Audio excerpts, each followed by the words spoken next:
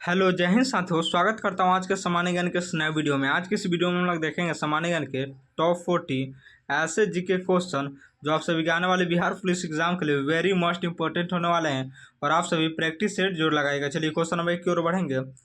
Question number 1 में पूछे जा रहा है, बिहार प्रांतीय किसान सभा के प्रथम सचिव कौन बनाए गए थे जिन्होंने किसानों की समस्याओं को पुरजोर तरीके से उठाया। बिहार प्रांतीय किसान सभा के प्रथम सचिव कौन बनाए गए थे जिन्होंने किसानों की समस्याओं को पुरजोर से तरीकों से उठाया। तो याद रखना है, पुरजोर तरीकों से किसने उठाया था, तो याद रखना है श्री कृष्ण सिंह ने उठाया था। क्वेश्चन नंबर 1 का ये बिल्कुल सही जवाब हो जाएगा। चलिए क्वेश्चन नंबर 2 की ओर बढ़ेंगे। क्वेश्चन नंबर 2 में पूछा जा रहा है, 1912 में पटना के बांकीपुर में आयोजित कांग्रेस के 27वें अधिवेशन के स्वागताध्यक्ष चेयरमैन ऑफ रिसेप्शन कमेटी कौन थे। 1912 में पटना के बांकीपुर में आयोजित कांग्रेस के 27वें अधिवेशन के स्वागताध्यक्ष चेयरमैन ऑफ रिसेप्शन कमेटी कौन थे। तो आपको याद रखना है चेयरमैन ऑफ रिसेप्शन कमेटी कौन थे, याद रखना मजहरुल हक। क्वेश्चन नंबर 2 का बी बिल्कुल सही जवाब हो जाएगा, मजहरुल हक।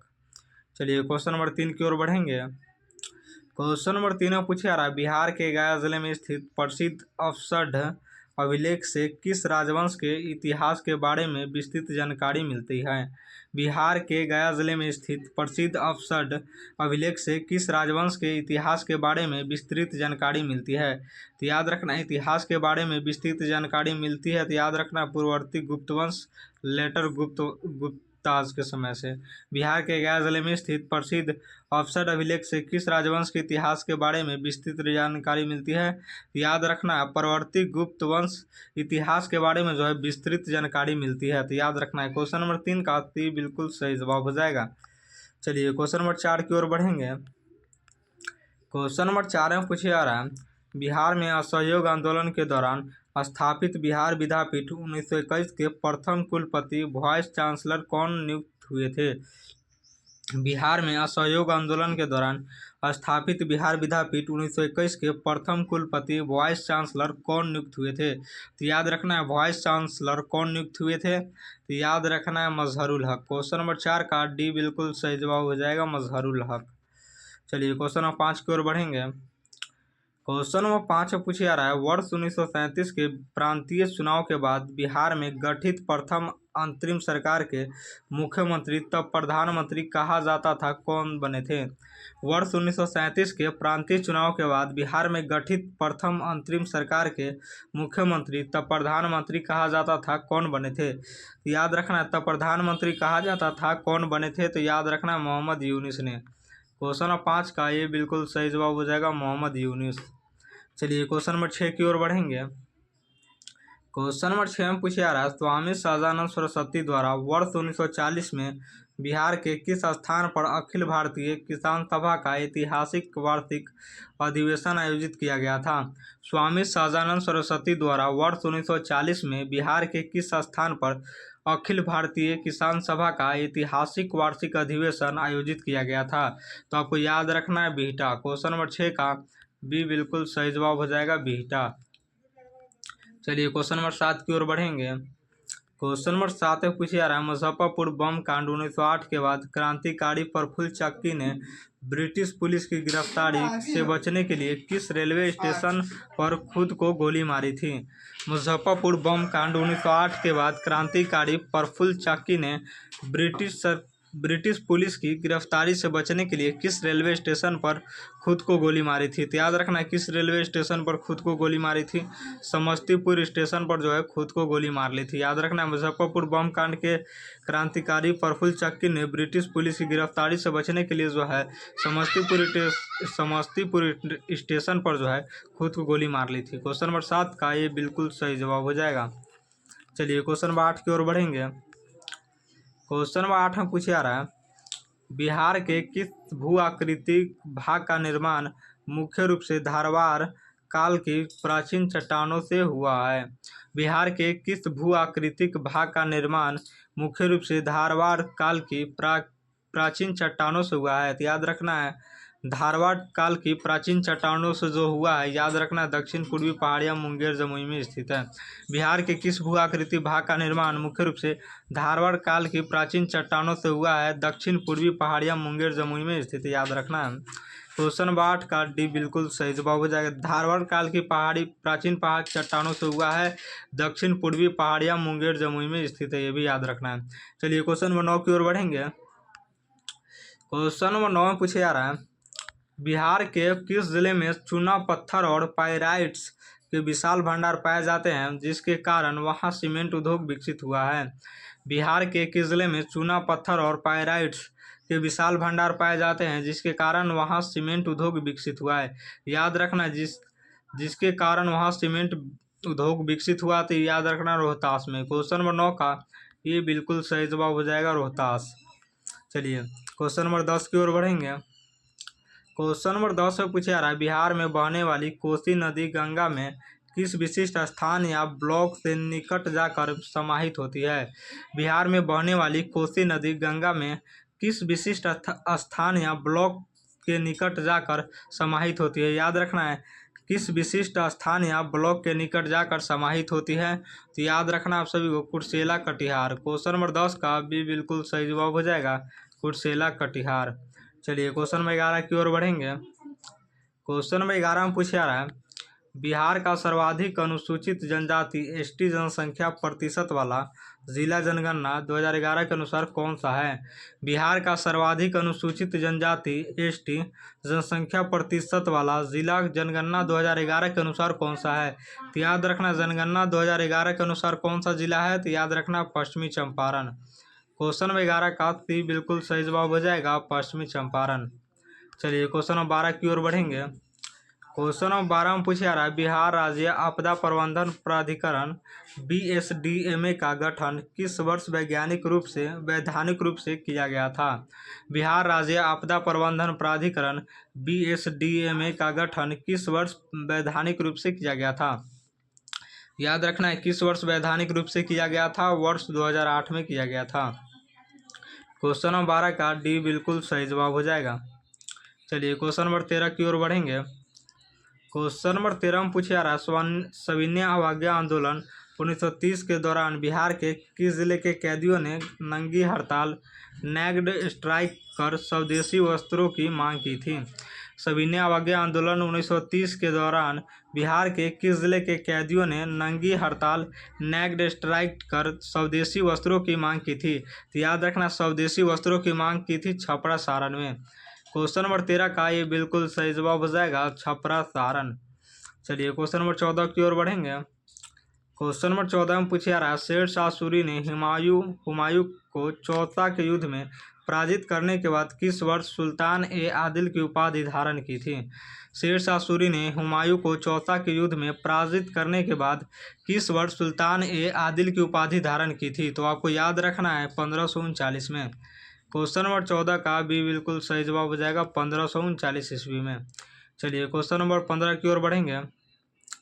क्वेश्चन नंबर 15 में पूछा जा रहा है, बिहार में 1857 के विद्रोह के दौरान अंग्रेजों के खिलाफ लड़ने वाले छापामार युद्ध के विशेषज्ञ अमर सिंह को पुलिस ने कहां से गिरफ्तार किया था? बिहार में 1857 के विद्रोह के दौरान अंग्रेजों के खिलाफ लड़ने वाले छापामार युद्ध के विशेषज्ञ अमर सिंह को पुलिस ने कहां से गिरफ्तार किया था? तो याद रखना है अमर सिंह को पुलिस ने कहां से गिरफ्तार किया था, तो याद रखना नेपाल की तराई से गिरफ्तार किया था। क्वेश्चन नंबर 15 का सी बिल्कुल सही जवाब हो जाएगा। चलिए क्वेश्चन नंबर 16 की ओर बढ़ेंगे। क्वेश्चन नंबर 16 में पूछा जा रहा है, वर्ष 1942 के भारत छोड़ो आंदोलन के दौरान किस स्वतंत्रता सेनानी ने नेपाल के हनुमान नगर जंगलों में आज़ाद दास्ता का भूमिगत मुख्यालय बनाया था?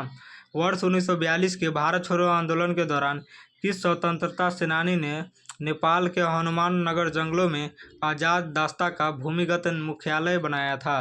तो याद रखना है आज़ाद दास्ता का भूमिगत मुख्यालय बनाया था, तो आपको याद रखना है किसने बनाया था? जयप्रकाश नारायण ने। वर्ष 1942 के भारत छोड़ो आंदोलन के दौरान किस स्वतंत्रता सेनानी ने नेपाल के हनुमान नगर जंगलों में आज़ाद दास्ता का भूमिगत मुख्यालय बनाया था? तो याद रखना जयप्रकाश नारायण। क्वेश्चन नंबर 16 का डी बिल्कुल सही जवाब हो जाएगा, जयप्रकाश नारायण। चलिए क्वेश्चन नंबर 17 की ओर बढ़ेंगे। क्वेश्चन नंबर 17 में पूछा रहा है, अंग महाजनपद की प्राचीन राजधानी चंपा के मुख्य वास्तुकार अर्चिट निम्नलिखित में से कौन प्रसिद्ध विद्वान थे? कौन से प्रसिद्ध विद्वान थे? अंग महाजनपद की प्राचीन राजधानी चंपा के मुख्य वास्तुकार अर्चिट निम्नलिखित में से कौन से प्रसिद्ध विद्वान थे? याद रखना है कौन से प्रसिद्ध विद्वान थे। तो महागोविंद जो है प्रसिद्ध विद्वान थे, महागोविंद प्रसिद्ध विद्वान थे, याद रखना है। क्वेश्चन नंबर 17 का ये बिल्कुल सही जवाब हो जाएगा। चलिए क्वेश्चन नंबर 18 की ओर बढ़ेंगे। क्वेश्चन नंबर 18 में पूछा रहा है, बिहार में तुर्क शासन की स्थापना का वास्तविक श्रेय किस आक्रमणकारी को दिया जाता है जिसने नालंदा विश्वविद्यालय को नष्ट किया? बिहार में तुर्क शासन की स्थापना का वास्तविक श्रेय किस आक्रमणकारी को दिया जाता है जिसने नालंदा विश्वविद्यालय को नष्ट किया था? याद रखना है किस आक्रमणकारी को श्रेय दिया जाता है जिसने नालंदा विश्वविद्यालय को नष्ट किया था? तो याद रखना है इख्तियारुद्दीन बिन बख्तियार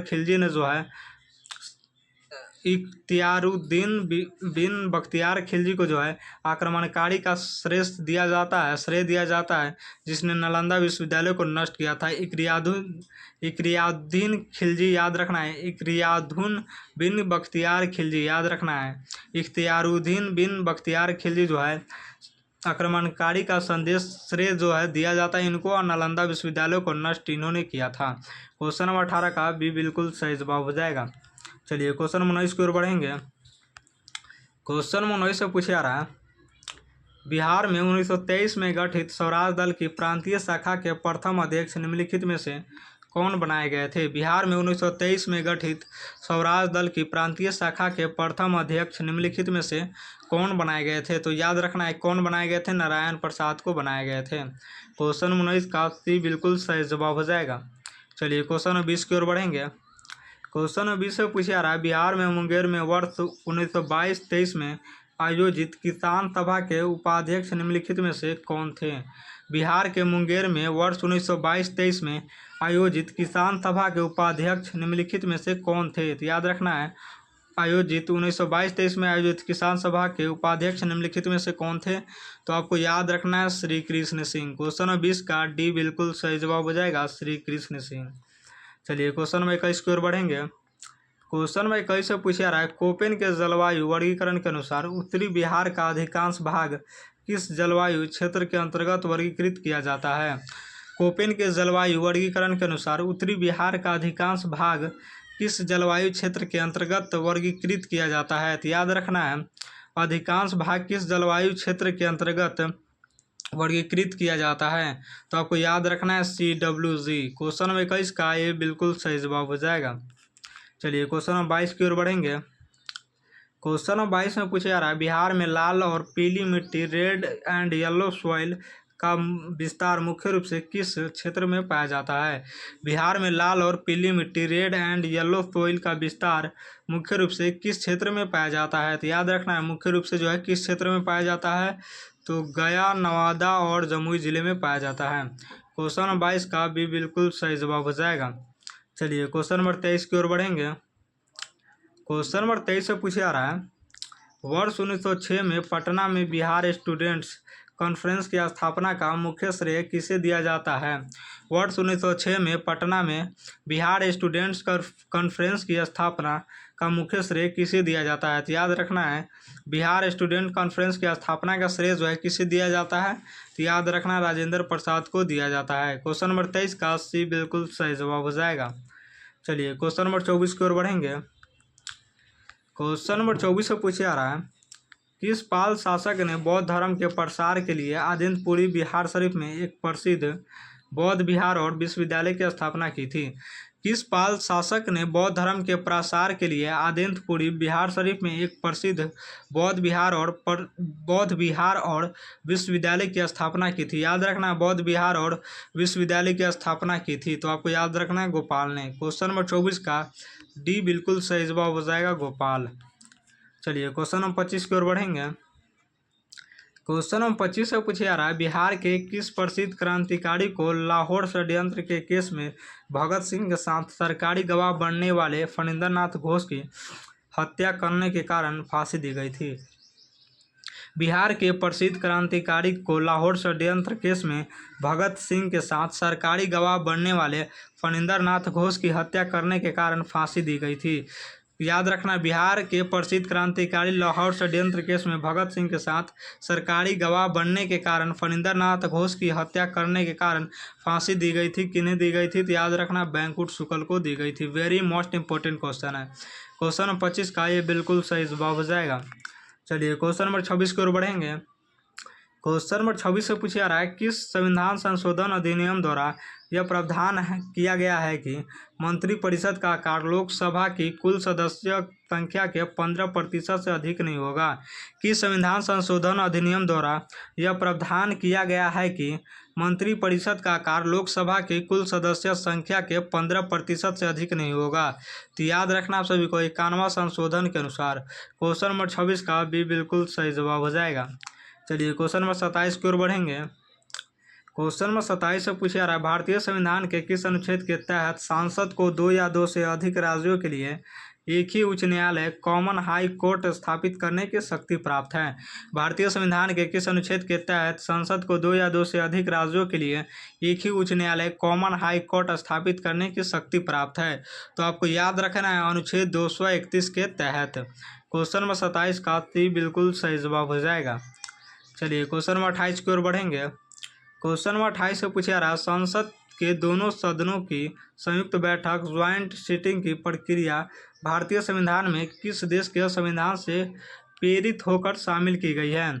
संसद के दोनों सदनों की संयुक्त बैठक ज्वाइंट सिटिंग की प्रक्रिया भारतीय संविधान में किस देश के संविधान से प्रेरित होकर शामिल की गई है? तो याद रखना है, किस देश के संविधान से प्रेरित होकर शामिल की गई है? तो आपको याद रखना है, ऑस्ट्रेलिया के संविधान से जो है प्रेरित होकर शामिल की गई है। याद रखना है। क्वेश्चन नंबर 28 का डी बिल्कुल सही जवाब हो जाएगा। चलिए क्वेश्चन नंबर 29 की ओर बढ़ेंगे। क्वेश्चन नंबर 29 से पूछा जा रहा है, भारतीय संविधान का कौन सा अनुच्छेद संसद को यह शक्ति देता है कि जब वह सशस्त्र बलों और पुलिस बलों के सदस्यों के मौलिक अधिकारों को प्रतिबंधित कर सकती है? भारतीय संविधान का कौन सा अनुच्छेद संसद को यह शक्ति देता है कि वह सशस्त्र बलों और पुलिस बलों के सदस्यों के मौलिक अधिकारों को प्रतिबंधित कर सकती है? तो आपको याद रखना है, अनुच्छेद 33 के तहत। क्वेश्चन 29 का ये बिल्कुल सही जवाब हो जाएगा। चलिए क्वेश्चन नंबर 30 की ओर बढ़ेंगे। क्वेश्चन नंबर 30 से पूछा जा रहा है, भारत के संविधान की किस अनुसूची के तहत क्षेत्रीय भाषाओं को वैधानिक मान्यता दी गई है कि और वर्तमान में इसे 22 भाषाएं शामिल हैं? भारत के संविधान के किस अनुसूची के तहत क्षेत्रीय भाषाओं को वैधानिक मान्यता दी गई है और वर्तमान में इसे 22 भाषाएं शामिल है? तो आपको याद रखना है, किस सूची में शामिल किया गया है? तो 8वीं सूची में शामिल किया गया है। क्वेश्चन नंबर 30 का भी बिल्कुल सही जवाब हो जाएगा। चलिए क्वेश्चन नंबर 31 की ओर बढ़ेंगे।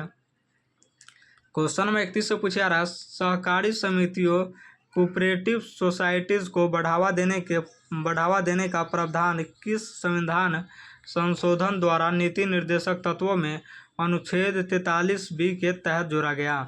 सहकारी समितियों कोऑपरेटिव सोसाइटीज़ को बढ़ावा देने का प्रावधान किस संविधान संशोधन द्वारा नीति निर्देशक तत्वों में अनुच्छेद 43B के तहत जोड़ा गया? तो आपको याद रखना है, 97वां संशोधन के द्वारा। क्वेश्चन नंबर 31 का सी बिल्कुल सही जवाब हो जाएगा, 97वां संशोधन के द्वारा।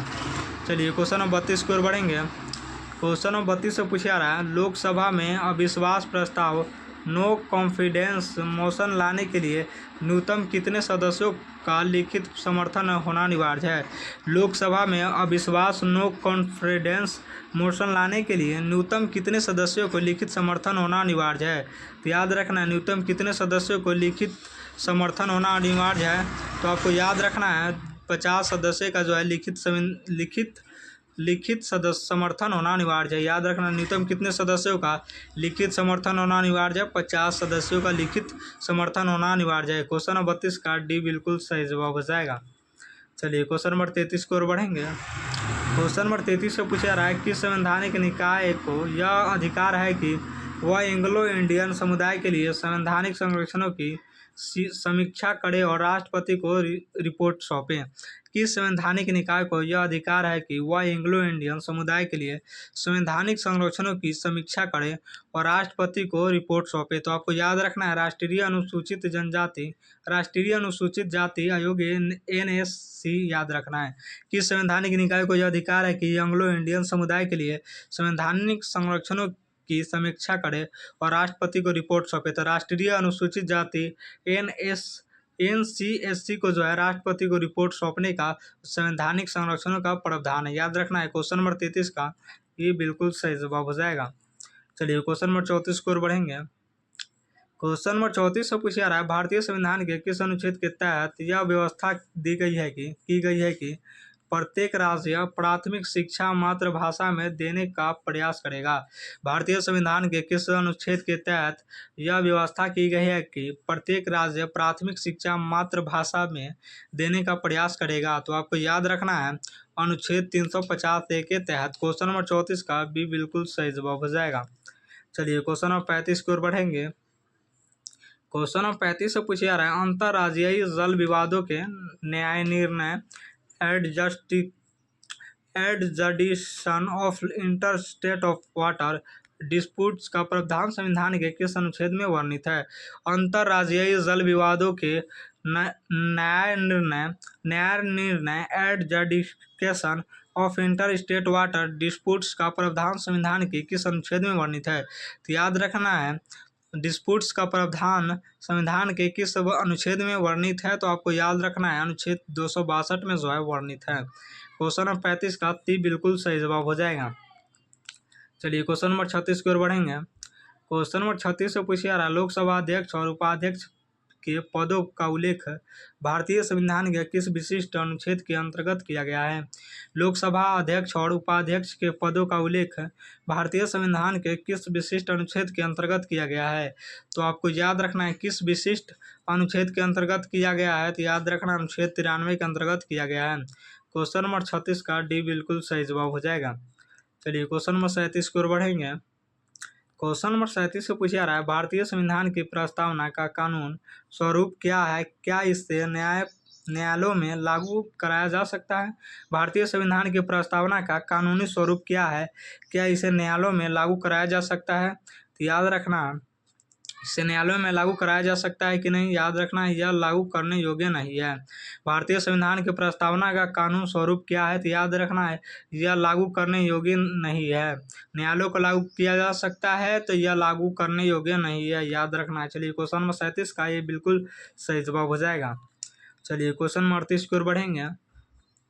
क्वेश्चन नंबर 38 से पूछा जा रहा है, सरकारीय कमीशन ने अपनी अंतिम रिपोर्ट केंद्र राज्य संबंधों पर किस वर्ष भारत सरकार को सौंपी थी? सरकारीय कमीशन ने अपनी अंतिम रिपोर्ट केंद्र राज्य संबंधों पर किस वर्ष भारत सरकार को सौंपी थी? तो याद रखना है किस वर्ष भारत सरकार पर सौंपी थी? तो 1988 में भारत सरकार पर सौंपी थी।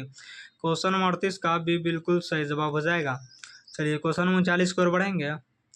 क्वेश्चन नंबर 39 से पूछा जा रहा है, संविधान के किस भाग को डॉक्टर भीमराव अम्बेडकर ने संविधान की आत्मा और हृदय की संज्ञा दी थी, जो मौलिक अधिकारों के हनन पर उपचार प्रदान करता है? संविधान के किस भाग को डॉक्टर भीमराव अम्बेडकर ने संविधान की आत्मा और हृदय की संज्ञा दी थी, जो मौलिक अधिकारों को हनन का उपचार प्रदान करता है? तो याद रखना अनुच्छेद 32 के तहत बोले थे जो है डॉक्टर भीमराव अम्बेडकर ने बोले थे इनको संविधान की आत्मा और हृदय संज्ञा दी थी। संवैधानिक अनुच्छेद 32 के तहत क्या था? संवैधानिक उपचारों का अधिकार दिया था।